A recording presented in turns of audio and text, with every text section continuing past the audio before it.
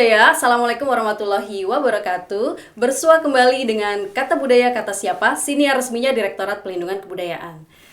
Ada yang spesial dengan episode kali ini, karena hari ini episode kita kedatangan tim Laskar Rempah, mendayung semesta, mengarung samudra. Rempah berkata bersama saya Dini dan Laskar Rempah dari Sulawesi Tengah, saya Muhammad Aksadigrama. Saya Bintang Antasari Pratama dari Jawa Barat. Dan saya juga ditemani oleh Nasya. Halo Nasya. Ya, halo. Saya Nasya Adlina dari tim Warisan Budaya Tak Benda. Oke, terima kasih. Hari ini kita akan membahas dan mengulas tentang Muhibah Jalur Rempah yang sempat viral pada bulan Juni dan Juli kemarin ya, Mas Bintang ya. Iya, betul. Oke, yang pertama saya akan tanya dulu ke Mas Bintang. Boleh nggak sih diceritakan sedikit tentang Muhibah Jalur Rempah? Iya, jadi Muhibah Jalur Rempah ini ya kemarin kita diselenggarakan di bulan akhir Mei hingga ke awal Juli gitu. Jadi selama pelayaran ini kita tuh melakukan pelayaran ya dalam Muhibah ini tuh. Nah, itu tuh mengarungi 6 titik gitu, Mbak. Yang diawali dari Surabaya, dari Makassar, Bau-Bau Buton, Ternate, Banda Neira, Kupang, dan berakhir juga di Surabaya gitu, Mbak. Oke, jadi berarti ada berapa titik? 6 ya? 6. Oh, 6. Ya. Tapi kemarin sempat dengar itu terdiri dari beberapa kelompok atau batch gitu ya? Iya, betul. Terbagi atas 4 batch. Yang pertama itu batch Lada, kami ini berdua, aku Bintang dan Aksa. Dan yang kedua adalah batch Cengkeh, yang ketiga batch Pala, dan yang keempat batch Cendana gitu. Oh, untuk alur-alurnya sendiri gimana itu, Bintang? Untuk kami batch Lada ini dapat alur dari Surabaya ke Makassar, dan untuk batch Cengkeh dari Makassar ke Bau-Bau Buton dan berakhir di Ternate. Nah, untuk batch Pala itu mulainya dari Ternate, lalu ke Banda Neira dan berakhir di Kupang gitu. Nah, untuk batch yang terakhir yaitu batch Cendana, itu titiknya tuh dari Kupang berakhir di Surabaya gitu. Oh, oke. Berarti batch 1 ini Pala ya? Iya, batch kami pertama itu Lada. Oh, Lada ya. Lada itu dari Surabaya ke Makassar. Makassar. Nah, sekarang mau nanya nih, di Makassar ngapain aja sih? Kalau kami itu kegiatan batch Lada ya di Makassar itu lebih ke kami bersandar aja gitu di Makassar itu, karena untuk kegiatan di Makassar itu dilanjutkan oleh batch selanjutnya gitu. Nah, dan untuk di Makassar ini pun kita pun walaupun hanya sekedar untuk bersandar dan lalu pulang gitu ya, tapi kita pun tetap mendapatkan beberapa insight lah untuk perihal budaya dan rempah di sana gitu. Oke. Boleh diceritain nggak budayanya itu yang ditemui di sana apa? Iya, mungkin untuk yang pertama aku tuh nemu beberapa seni pertunjukan ya yang ditampilkan saat kita bersandar di sana gitu. Seperti ada tarian-tarian gitu, tarian pakarena dan juga genderang bulo yang saya lihat tuh. Dan juga ada salah satu tampilan yang menarik banget sih buat aku gitu nih, yang namanya itu ada tradisi Angaru gitu. Oh, oke. Itu tradisi, kalau saya pernah baca tuh Angaru ini tradisi ikrar ya, ikrar atau betul. janji gitu ya. Betul. Oh, jadi tuh masih ada ya tradisi itu di sana? Iya, masih ada. Dan jadi itu tuh lebih sekarang tuh, untuk sekarang Angaru ini kan jika dahulu itu sebagai hal-hal yang sakral gitu ya, kok. Jadi hanya untuk bisa dipergunakan saat di kerajaan-kerajaan seperti itu. Nah, kalau untuk sekarang jadi bisa dipergunakan, ditampilkan saat menyambut tamu seperti itu. Jadi nggak seperti kaku seperti dahulu gitu. Oke. Sahabat budaya, di sebelah saya ini ada orang asli. Orang asli Makassar ya? Bugis. Oh, Bugis ya? Yeah. Oke. Berarti paham dan kenal ya dengan tradisi Angaru ya? Paham dan. Nah, kita mau dengarkan langsung dari yang punya Makassar. Ayo, Aksa, boleh diceritakan sedikit? Jadi, halo teman-teman semua. Sebenarnya tradisi Angaru ini merupakan tradisi dahulu yang banyak dilakukan oleh masyarakat suku Bugis dan masyarakat Goa, yang itu sebenarnya yang tadi sudah disampaikan oleh Mas Bintang, bahwa itu sebenarnya merupakan sumpah atau ikrar yang disampaikan oleh masyarakat, baik itu kepada rajanya ataupun raja kepada rakyatnya gitu.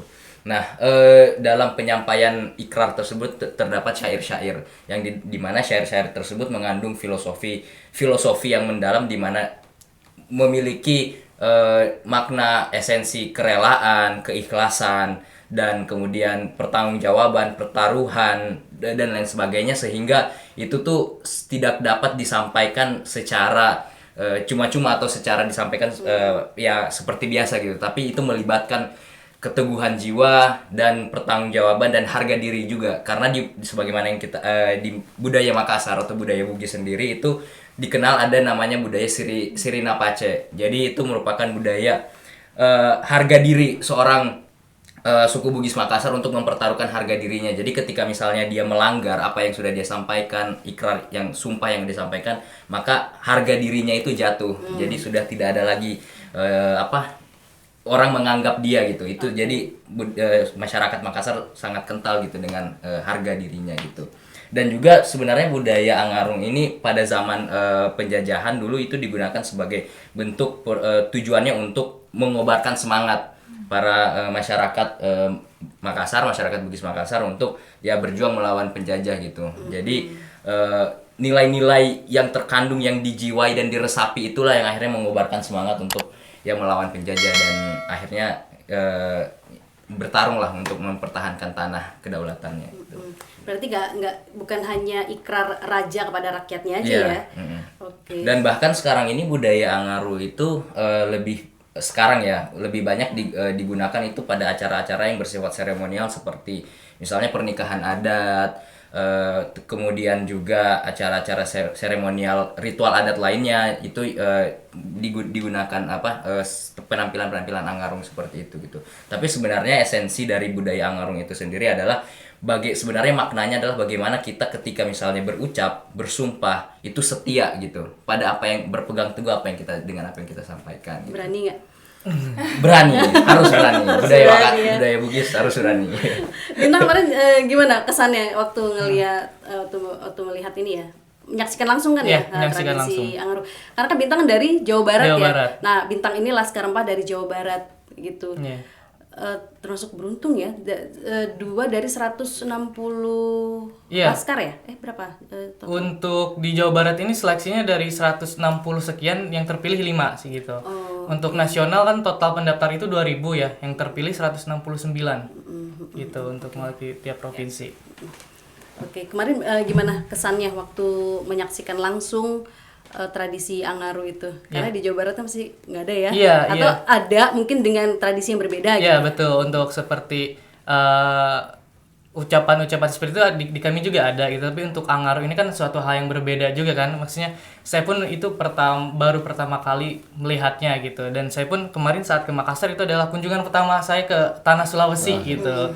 Ya jadi itu sangat berkesan juga lah buat saya, apalagi kami yang setelah 3 hari berlayar berada di Laut Jawa gitu, disambut dengan meriahnya gitu, dengan budaya-budaya dari Sulawesi Selatan, dan dengan adanya Angaru ini aku cukup wah ini unik juga ya budayanya gitu. Jadi seakan kan yang dalam Angaru ini disampaikan dalam bahasa Bugis juga gitu kan. Aku tuh seakan dalam saat itu juga penasaran banget itu isinya tuh apa sih, artinya apa, makna yang ada di dalamnya tuh apa gitu. Kalau aku boleh tanya, ya kalau misalnya Angaru itu terkait sama satu ritual tertentu nggak? Dalam perkembangannya itu apa ada perbedaan gitu, perkembangan zaman, mungkin dia praktiknya awalnya cuma sebagai sumpah atau justru tadinya dari ritual atau dari seni gitu? Sebenarnya untuk terkait Angaru ini dikaitkan hanya ritual tertentu sebenarnya enggak. Jadi sebenarnya esensi yang tadi ritual Angaru itu kan sebenarnya sumpah, ikrar. Jadi entah baik itu pelantikan, entah itu misalnya dalam pernikahan, entah dalam hal apapun itu yang memiliki istilahnya konteksnya untuk janji saya gitu. Itu jadi tentang pertanggungjawaban gitu kepada satu pihak ke pihak yang lain. Jadi saat kemarin kita sampai ke Makassar juga kan ini batch lada ya. Jadi seakan dalam proses Angaru ini tuh kita sebagai Laskar Empah yang datang ke Makassar dengan orang-orang yang menyambut itu, kita tuh seperti yang datang ini tuh dijanjikan kita tuh akan diberi keamanan lah gitu sampai kita pulang ke daerah masing-masing gitu. Ya, betul. Nah, kalau untuk syairnya sendiri itu ada pakemnya khusus atau disesuaikan dengan misalnya kita mau yang dicontohkan kan untuk ke medan perang gitu ya. Bahwa saya bersumpah atau berjanji akan loyal gitu, akan setia gitu dengan negara ini gitu. Nah, kalau misalnya untuk ikrar atau namanya apa, aru ya. Aru, kata dasarnya aru. Kata dasarnya itu aru. Nah, itu apakah ada pakemnya bahwa syairnya harus seperti ini? Gitu? Dalam penyampaiannya misalnya ini Angaru ini kan memang awalnya kan untuk istilahnya menyampaikan kesetiaan kepada raja dan raja pada rakyatnya. Itu ada pakem-pakemnya. Itu ada misalnya di bait pertama, syair pertama itu misalnya si raja menyampaikan bahwa engkau telah memilih saya dan saya bisa kalian mengikuti perintah saya gitu kan. Nah, kemudian di syair kedua ada juga lagi syairnya konteksnya dan selanjutnya begitu. Jadi mungkin untuk lebih detailnya saya belum bisa belum bisa menjelaskan lebih jauh untuk di syair bait pertama itu menjelaskan tentang apa yang cuman yang jelas untuk dalam penyampaiannya memang ada konteks-konteksnya tersendiri gitu. Oke, berarti kita bisa dapat makna kesetiaan dari Angaru Dari ini Angaru. ya. Apa yang diucapkan itu yang dipegang. Oke. Kalau Bintang sendiri apa yang didapat dari setelah menyaksikan itu? Ya untuk setelah menyaksikan itu ya aku merasakan kayak wah ternyata Indonesia tuh banyak banget ya keberagaman budayanya gitu. Ya walaupun memang pasti di tiap daerah juga adalah hal kebudayaan yang semacam seperti itu gitu ya. Tapi ada hal yang berbeda lah untuk di Makassar itu kemarin itu. Pertama memang menggunakan bahasa daerahnya masing-masing kan, dibalik historisnya juga tadi yang disampaikan oleh Aksa, yang mana tradisi tersebut tuh dahulunya digunakan sebagai janji kesetiaan mereka kepada raja ataupun raja kepada rakyatnya gitu. Jadi itu sangat berharga banget sih aku bisa menyaksikan langsung, dan mereka pun menyambut itu tuh melakukan tradisi itu tuh untuk menyambut kami gitu. Itu sebuah kebanggaan sih buat aku gitu. Oke. Kalau menurut teman-teman masih ada nggak sih? Artinya gini, Angaru itu kan ikrar ya, janji gitu. Menurut teman-teman hari ini tuh masih ada nggak? Artinya kayak yang dibilang sama Aksa tadi, apa yang diucapkan itulah yang dipegang gitu. Masih ada nggak sih hari ini? Aduh, gimana Tang kalau di generasi kita Tang? Iya mungkin bisa dikaitkan kan dengan mungkin kita punya pasangan gitu tuh bisa berjanji. Oh gitu ya. Salah satunya itu. Iya itu. Makanya saya tantangin, berani nggak gitu? Iya harus berani. Aksa setia nggak nih? Tapi balik lagi, kalau secara adat gitu misalnya sudah mengucapkan Angaru tadi ya, itu tuh ada konsekuensinya lagi nggak sih secara adat gitu misalnya? Terlepas dari tadi kan memang ada filosofi budaya Siri ya. Iya. Nah, namun kayak ada nggak sesuatu yang mungkin ada ibaratnya nanti kalau nggak melaksanakan langsung kenapa atau ada apa gitu konsekuensinya memang Nah, secara real gitu. sepengetahuan saya, sepanjang sepengetahuan saya, tentu kalau misalnya dia sudah berjanji terus misalnya melanggar janji, tentu ada hukuman-hukuman tertentu, hukuman-hukuman secara adat gitu. Nah, yang udah ditetapkan gitu. Nah, di samping budaya malu tadi itu Sirina Paca itu. Jadi tapi sebenarnya yang bagi masyarakat Bugis yang lebih istilahnya hukuman sosial yang paling berat banget bagi masyarakat Bugis itu budaya malu gitu. Jadi dimana kita sebagai manusia itu udah nggak dipandang lagi ada harga dirinya oleh masyarakat. Itu budaya, itu hukuman terberat, konsekuensinya moral gitu. Budaya Siri itu malu sangat kental di masyarakat Bugis. Tapi kalau sampai hari ini tradisi itu masih ada ya, masih terus lestari gitu. Iya, di beberapa mungkin kalau di kota, misalnya di kota Makassar atau misalnya dia di tempat-tempat inilah yang pusat kota gitu kan, itu mungkin budaya Angarung ini lebih banyak digunakan misalnya kayak adat seremonial, tapi di pedalaman lagi itu masih ada misalnya kayak di, pernikahan ataupun misalnya ritual-ritual adat lain itu masih ada digunakan untuk budaya Angarung ini. Jadi masih melibatkan ke adat ya? Iya, gitu. masih melibatkan. Kayak misalnya dalam hal pemilihan Kepemimpin, perangkat desa ya. seperti itu ya, atau Iya, atau betul, pemimpin betul. gitu. Masih ini berarti tradisi ini masih dipakai. Tradisi masih ada. Nah, cuman mungkin ada ya mungkin seiring perkembangan zaman, seiring mungkin apalagi ke bagian kota yang ramai penduduk, mungkin ya itu hanya sayangnya ya gitu lebih banyak digunakan hanya sebatas seremonial dan ya sekedar masyarakat tahu pertunjukan wow ini, tapi sebenarnya kan budaya itu kan apa yang sebenarnya esensinya gitu kan, nilainya itu yang mungkin ada bergeser gitu. Kalau ini saya tanya ke Aksa karena ini ya, karena asli dari sana gitu. Tuan tanahnya Sulawesi, Mbak. Generasi mudanya sekarang di sana tuh terhadap tradisi ini tuh bagaimana? Jadi gini, kalau sebenarnya generasi muda apalagi di tanah Sulawesi, di Bugis Makassar itu terbagi ya, beragam lah, terpolarisasi. Ada memang yang misalnya kelompok-kelompok komunitas generasi muda yang masih peduli terhadap budayanya, dan ada juga ya yang sudah bahkan gak tahu sendiri budaya dari Makassar atau budaya Bugisnya. Nah itu, tapi secara umum mungkin kalau bisa dilihat itu sebenarnya secara generasi muda itu kalau bisa dibilang berkurang lah terhadap sayangnya pengetahuan dan pemahaman mereka terhadap budaya mereka sendiri. Nah itu yang itu sebenarnya yang harus kita coba untuk pertahankan dan kembangkan lagi kepada generasi muda. Caranya gimana? Yang sudah dilakukan gitu sampai sebenarnya caranya ada beragam macam sih, bisa berbagai macam.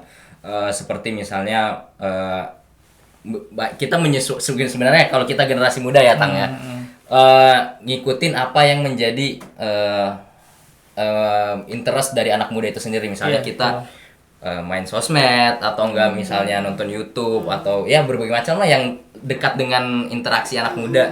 Nah itu mungkin cara-cara untuk bisa mengenalkan kembali budaya-budaya kita yang ada di Indonesia itu dengan yaitu memanfaatkan perkembangan zaman yang dekat dengan dengan generasi muda. Itu Betul salah sih. satunya. Karena memang pergerakan kita ya sebagai Iya. Laskar Empat juga yang memang paling mudah dan bisa menjangkau banyak orang gitu ya. Salah satunya melalui media sosial gitu juga. Nah, dan juga kan kita ini Angaru itu termasuk budaya juga kan gitu. Nah, kita tuh dalam Laskar Empat tuh punya 5 pilar gitu. Nah, salah satunya budaya juga termasuk pilar yang menjadi fokus kami gitu. Nah, jadi itu tuh termasuk tugas kami juga gitu untuk meningkatkan kepahaman atau minat mereka anak muda Teman-teman ini, kita, ya ya. teman-teman kita ini untuk pedulilah dengan budaya yang ada di sekitarnya gitu. iya, karena media sosial itu memang benar-benar media yang ampuh gitu ya, karena jangkauannya sangat luas Iya, gitu. Siapa sih sekarang yang nggak main media sosial gitu ya? Betul. Nah kemudian untuk para Laskar Empah, satu lagi ya, teladan apa sih yang bisa didapat dari tradisi Angaru itu? Dari Bintang dulu deh, Iya. karena kan Bintang kan itu first time ya, Iya, first time menyaksikan banget, langsung gitu. Ya, mungkin jika dilihat dari ini kan Angaru ini tuh sebuah janji gitu ya, sebuah ikrar. Menurut aku kalau jika diimplementasikan dengan hari ini kayak sebagai pemuda gitu, mungkin ini lebih ke bisa mengimplementasikan saya tuh harus berkomitmen pada sesuatu gitu, bukan hanya sebuah setia pada pasangan ataupun itu, nggak sesempit itu gitu artinya. Jadi aku tuh harus bisa untuk berkomitmen lah, atau itu pada pekerjaan ataupun sebagai tanggung jawab saya mungkin sebagai anggota keluarga juga gitu. Nah itu sangat sangat bermakna banget lah untuk bisa melihat dan menyaksikan Angaru ini dan bisa diterapkan juga kehidupan saya saat ini gitu. Aksa sendiri gimana? Kalau aku mungkin yang bisa didapat atau pelajari dari budaya Angarum ini sebenarnya ya di samping kesetiaan tadi ya, apa yang udah diucapkan itu yang dilaksanakan dan dipegang. Sebenarnya kalau aku sendiri lebih melihat atau memaknai budaya Angaru ini dengan kita sebagai misalnya ketika misalnya diberikan amanah atau hal-hal sekecil apapun lah, misalnya hal-hal sepele itu kalau sebisa mungkin dipertanggungjawabkan. Nggak mesti misalnya kita apa yang diucapkan itu yang kita, tapi ketika misalnya kita diberi kepercayaan aja sama siapapun itu, baik besar ataupun kecil, ya kita bertanggung jawab terhadap kepercayaan yang sudah diamanahkan kepada kita. Mungkin aku ngelihatnya lebih ke situ sih. Dan sebenarnya ini juga menunjukkan sebagai jiwa kesatria gitu, jiwa ya berani bertanggung jawab dan amanah. Oke, sip ya. Syah, tradisi Angaru ini sudah dijelaskan sama Aksa dan Bintang kan ini ya, dia turun temurun gitu. Iya. Nah ini kalau di kita di pemerintah supaya tradisi ini tidak hilang, itu bagaimana upaya-upayanya? Iya, jadi salah satunya kita kan bisa melakukan pencatatan seperti dulu. Jadi sebelumnya aku mau ngejelasin dulu nih dari Direktorat Pelindungan. Kami kan melakukan program pelestarian budaya gitu dengan melakukan inventarisasi dari kekayaan budaya tak benda gitu kan, karena Angaru itu kan masuk ke dalam budaya tak benda ya. Budaya tak benda. Nah, warisan budaya tak bendanya itu apa sih Sobat Budaya? Pasti kan pada belum tahu ya. Jadi aku sampaikan kalau misalnya warisan budaya tak benda itu tuh yang secara turun-temurun gitu, yang di dalam pelindungan di dalam warisan budaya tak benda itu terdapat 5 domain. Nah, Angaru itu masuk ke dalam domain tradisi lisan dan ekspresi. Nah, tapi sebenarnya terlepas dari itu ada 4 domain lain, yaitu seni pertunjukan, pengetahuan dan kebiasaan berperilaku, kemahiran dan kerajinan tradisional, dan adat istiadat masyarakat dan ritus. Tapi domain di dalam warisan budaya tak benda ini berbeda karena dia bisa bersifat cair gitu. Jadi kalau misalnya memang dia terkait sama ritus atau seni pertunjukan, dia bisa juga masuk ke dalam domain-domain yang lainnya gitu. Karena Angaru itu kan belum tercatat, belum masuk ke dalam warisan budaya tak benda ya, belum ditetapkan. Jadi prosesnya itu dapat dicatatkan dahulu oleh komunitasnya gitu ke laman warisan budaya tak benda gitu. Lalu setelah itu ada proses pengumpulan berkas dari Dinas Provinsi Pengusul. Nanti pada akhirnya bisa ditetapkan di warisan budaya tak benda Indonesia gitu. Melakukan prosesnya gitu. Oke, jadi ada alur gitu ya, alurnya untuk ditetapkan sebagai warisan budaya tak benda Indonesia. Gitu. Iya. Apalagi ini kan tradisinya turun temurun, dan nilai-nilai yang terkandung dalam tradisi Angaru ini itu bisa kita implementasikan dalam kehidupan sehari-hari gitu. Iya. Karena yaitu tadi, karena janji bagaimanapun kita harus memegang teguh janji yang sudah kita ikrarkan gitu ya, kurang lebih begitu ya. Apalagi memang kan sudah dari zaman kerajaan kan, warisan budaya tak benda itu memang hal yang paling penting pertama adalah sejarahnya, yaitu dua turun temurun 2 generasi gitu. Jadi kalau udah masuk itu udah terjadi di masyarakat selama 2 generasi atau lebih, udah pasti itu bisa diajukan. Oke, berarti ini ya, ada keterlibatan komunitas itu untuk mengusulkan ini sebagai warisan budaya tak benda. Betul. Nah, komunitasnya gimana Mas? Mas Axel di sana. Kalau aku sebenarnya sih melihat ya, komunitas sebenarnya sanggar seni itu banyak. Mungkin cuman lebih sebagaimana tadi Mbak Syah tadi sampaikan kan, belum di budaya Angaru ini belum tercatatkan di warisan budaya gitu kan. Belum ditetapkan. Nah, mungkin ini sebenarnya dari peran pentingnya dari komunitas sih Mbak.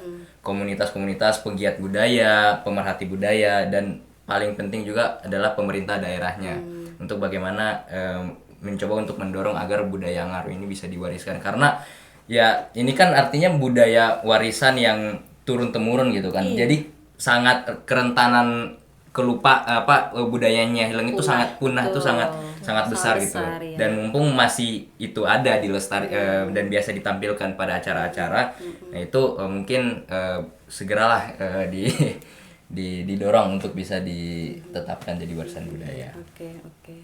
Gitu. Kalau kan sudah ada beberapa warisan budaya yang sudah ditetapkan jadi warisan budaya tak benda Indonesia ya. Betul. Dari Sulawesi Selatan. Ada banyak ya. Ada banyak. Coba kita lihat dulu ya, kita catat dulu. Nah, dan kebetulan juga nih Mbak, kita tuh Laskar Rempah tuh punya salah satu tujuan ya, bahwa jalur rempah ini tuh ingin dicatatkan sebagai warisan budaya tak benda oleh UNESCO di tahun 2024 nanti gitu. Nah, itu salah satu tujuan besar kita lah sebagai Laskar Rempah gitu. Iya. Ya sekarang ini yang lagi kita sebagai Laskar Rempah ya. Lagi menggaungkan banget lah gitu. Jalur rempah. Iya. Pencatat sejarah ini, para pencatat sejarah ini. Iya. Kayak ada beberapa tari dari Sulawesi Selatan seperti kayak tari Pakarena, itu sudah ke sana. Terus juga ada macam-macam gitu ya. Tapi mungkin kalau misalnya Angaru tadi sendiri kan memang dia harusnya digiatkan karena maknanya itu berkaitan sama budaya Siri ya. Harusnya itu memang filosofisnya lebih kental lagi gitu. Karena kan tadi seperti yang dijawab oleh Mas Aksa. Kalau misalnya konsekuensinya itu akan tidak ibaratnya sanksi moral, ya. Itu. Iya. Oke. Kalau Laskar Rempah sendiri kemarin selain Angaru di Makassar, jadi ini ya pada saat penyambutan gitu ya, pada saat penyambutan Laskar Rempah itu kemudian ditampilkan tradisi Angaru ini ya. Dan terkesimalah para Laskar Rempah ini dengan tradisi Angaru itu. Tapi mudah-mudahan nggak cuma terkesima karena ininya ya, karena pemantasannya gitu, tapi memaknai nilai-nilai yang terkandung di dalam tradisi Angaru itu. Oke. Ada pesan dari Aksa Bintang untuk para calon-calon Laskar Rempah di luar sana? Untuk pada generasi muda deh. Oke, mungkin ya dari aku ya untuk calon-calon Laskar Rempah gitu ya. Ya, jadi mungkin kami juga akan ada perekrutan kembali ya katanya ya. Ya gitu. Ya, jadi kami itu ini angkatan pertama gitu. Nah, jadi maka saya bilang mereka ini para pencatat sejarah. Iya, amin.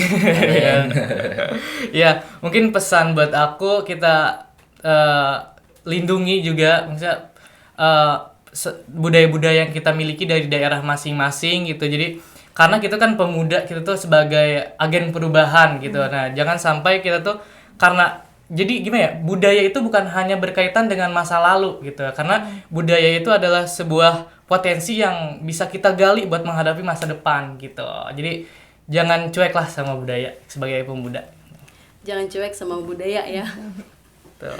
Dari Aksa? Kalau aku simple aja untuk teman-teman ya generasi muda dimanapun itu, entah itu calon Laskar Rempah ataupun teman-teman yang lain, generasi muda yang lain, aku cuma mau pesan jangan malu sama budaya sendiri. Nasya, ada yang mau disampaikan? Ada dong.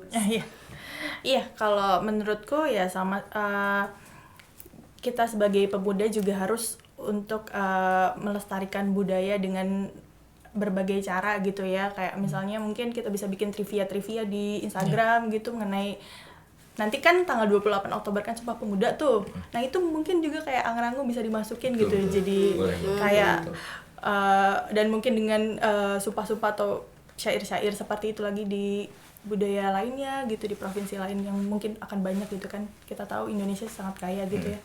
Jadi itu bisa jadi salah satu kita untuk aktif untuk melestarikan budaya gitu. Oke. Bintang, ada yang mau disampaikan terkait para Laskar Rempah? Ini ada apa ini ya? Ada kenang-kenangan dari Muhibah Jalur Rempah ya? Iya, betul. Bisa diceritakan nggak sih ini? Jadi kotak-kotak ini tuh adalah sebagai jejak kaki kita gitu. Cerita perjalanan. Iya, cerita perjalanan. Dari yang batch lada ya. Yang pertama batch lada ini yang banyak kertasnya mana sih? Ini nih. Nah, ini. Jadi di dalam kotak ini tuh ada berisi pesan-pesan kita akan harapan untuk jalur rempah ke depannya gitu. Boleh kasih lihat ke kamera. Nah, itu. Ini batch kita ya. Iya, itu batch kita. Ini batch lada. Isinya apa aja ini? Itu ada kertas aja sih harapan. Jadi walaupun kertas tapi harapannya besar-besar gitu. Semua harapan para Laskar Rempah ada di kertas-kertas ini. Iya, khususnya untuk batch pala gitu. Batch lada. Iya, batch lada. Batch lada ini Surabaya ke Makassar. Surabaya Makassar. Jadi Surabaya Makassar berapa lama perjalanannya ya? Untuk perjalanan laut kita 3 hari ya. 3 hari. 3 hari? Iya. Itu di tengah lautan. Iya, di tengah lautan di Laut Jawa kami. Iya. Boleh tahu nggak kemarin pada saat di KRI ya, di KRI Dua Ruci itu aktivitasnya ngapain aja di sana? Aktivitasnya banyak ya. Banyak. Jadi nggak bosan ya? Iya, nggak bosan. Karena saya kan orang seberang juga ya. Iya.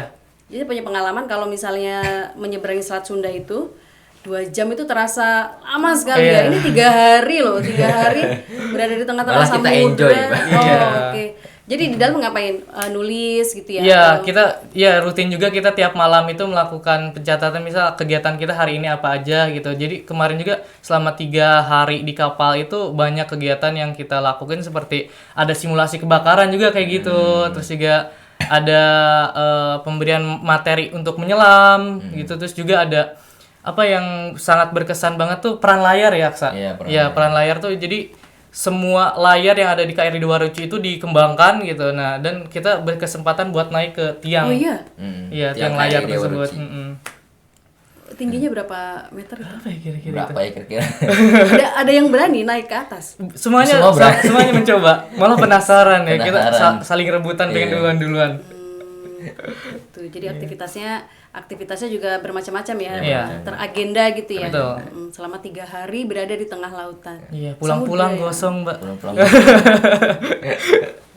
Kejemur gitu. Oke, itu tadi batch Selada. Batch ya. Selada. Kemudian estafet selanjutnya di Batch Cengkeh. Batch Iya, Cengkeh. yang mana ya yang Cengkeh? Batch Cengkeh. Batch Cengkeh itu Makassar, Makassar, Bau-Bau Buton, ya, Ternate. sampai ke Ternate. Oke. Ini Iya. batch cengkeh nih. Ini tulisannya batch cengkeh. Oh, ada tulisannya mereka itu. Ya, jadi Bener, tiap batch punya signaturenya masing-masing lah gitu. Iya. Kemudian dilanjutkan dengan Lanjutkan batch pala. Batch pala, ini batch pala nih. Itu ada unik sih isinya, ada apa itu? Ada Minyak pijet. minyak angin. Iya. masuk. Soalnya ini batch pala ini tuh batch yang paling kacau deh kapalnya karena mereka tuh kan Medannya ngelewatin ngelewatin laut Banda. Banda itu wah luar biasa sih ombaknya sampai tembus 7 meter itu tingginya.